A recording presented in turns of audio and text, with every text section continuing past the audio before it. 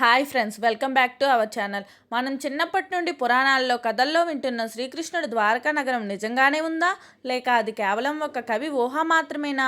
వేల సంవత్సరాల క్రితం సముద్రం అడుగున కలిసిపోయిన ఒక మహా సామ్రాజ్యం మళ్ళీ బయటపడితే ఆధునిక శాస్త్రవేత్తలు సైతం షాక్ అయ్యేలా అక్కడ దొరికిన ఆధారాలు ఏంటి? ఈరోజు ఈ వీడియోలో మనం ద్వారకా నగరం గురించి ఎవరికీ తెలియని 10 అద్భుతమైన రహస్యాలను చూడబోతున్నాం. వీడియో చాలా ఇంట్రెస్టింగ్గా ఉంటుంది. ఎక్కడా స్కిప్ చేయకుండా ఎండ్ వరకు చూడండి.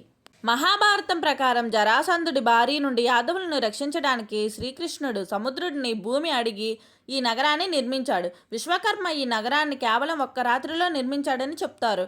ఇది ఒక ప్లాన్డ్ సిటీ. ఇందులో 6 సెక్టార్లు, వెడల్పాటి రోడ్లు, సుమారు 9 లక్షల రాజప్రసాదాలు ఉండేవట. కురుక్షేత్ర యుద్ధం తర్వాత గాంధారి ఇచ్చిన శాపం వల్ల శ్రీకృష్ణుడు అవతారం చాలించిన తర్వాత ద్వారకాను సముద్రం మింగేసింది.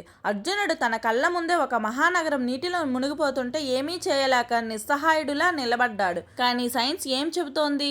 9,000 ఏళ్ల క్రితం హిమయుగం ముగిసినప్పుడు సముద్ర మట్టాలు పెరగడం వల్ల ఈ నగరం మునిగిపోయిందని పరిశోధకులు నిరూపించారు. 1963 నుండి చాలామంది పరిశోధకులు వెతికినా 1980లలో డాక్టర్ ఎస్ఆర్ రావు ఆధ్వర్యంలో జరిగిన పరిశోధనలు ప్రపంచాన్ని షాక్కు గురిచేశాయి. సముద్రం అడుగున కనీసం 30 నుండి 40 అడుగుల ఎత్తైన రాతి గోడలు, కోట బురుజులు బయటపడ్డాయి.